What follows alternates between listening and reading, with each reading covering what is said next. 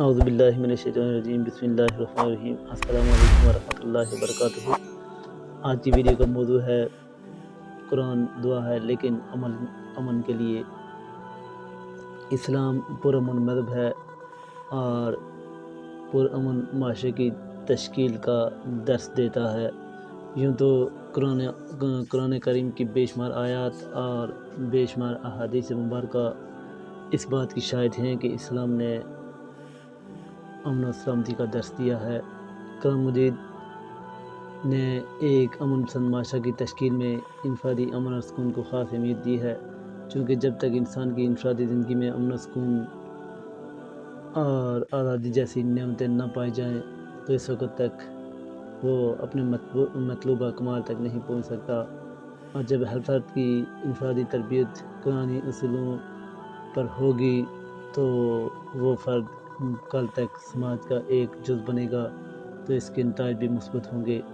اور جیسا کہ حکماء کا قول ہے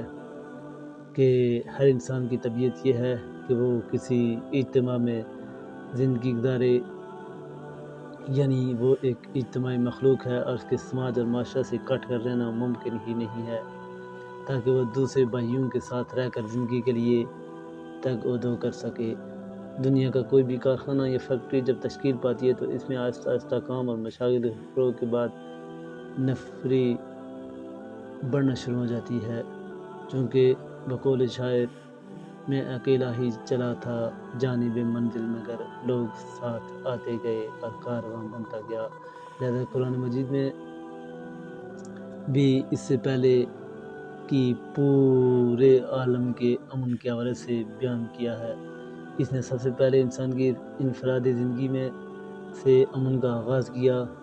تاکہ جو فرد کسی معاشرے کا جز بننے جا رہا ہے اس کے لیے پہلا مرحلہ امن پسند ہونا چاہیے۔ امن رہے گا تو کوئی بھی فرد معاشرے کا بہترین فرد بن سکے گا۔ قرآن کریم میں ارشاد فرمایا گیا ہے، ترجمہ یہ ہے کہ اور جو کچھ تمہیں خدا نے دیا ہے اس سے آخرت کے گھر کا انتظام کرو اور دنیا میں اپنا حصہ بھول نہ جانا، اور تم بھی دوسروں کے ساتھ ویسے ہی نیکی کرو جس طرح اللہ نے تمہارے ساتھ کی ہے، اور زمین پر فساد برپا کرنے کی کوشش نہ کرنا، چونکہ اللہ فساد کرنے والوں کو پسند نہیں کرتا۔ لہذا قرآن انسان کو متوجہ کر رہا ہے کہ دیکھو مالداری کے سبب تم میں غرور نہ آ جائے، چونکہ اکثر و بیشتر اس دنیا میں فساد انہی لوگوں کی طرف سے سر اٹھاتا ہے کہ جن کو اس دنیا سے کچھ میسر آ جاتا ہے۔ یہ شراب کی دکانیں، فلمی تھیٹر، رقص گاہیں، منشیات کا عالمی کاروبار سماج کے متعلقہ طبقات کی ناز برداریوں میں مصروف عمل ہے،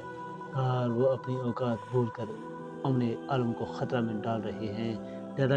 اسلام نے اپنے اتباع کرنے والوں کی تربیت پر خاص توجہ دی ہے تاکہ وہ کل کسی کو نقصان نہ پہنچائیں۔ قابل توجہ بات یہ ہے کہ طرح طرح کے بے حیائی کے اڈے کھولنا یہ امن عالم نہیں ہے، بلکہ اسلام نے جو درس دیا ہے اس پر عمل کرنا، ناحق قتل نہ کرنا، دنیا میں فساد برپا نہ کرنا، کسی کے ساتھ زیادتی نہ کرنا، یہ ہے امن عالم۔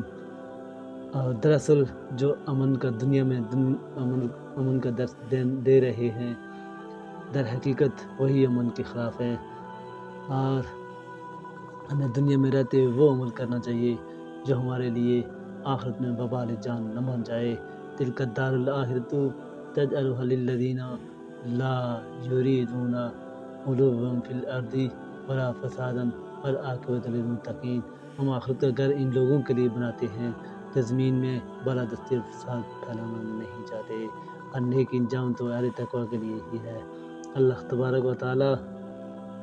ہم سب کو دنیا میں امن قائم کرنے اور دوسروں کو اس بات کے بارے میں سمجھانے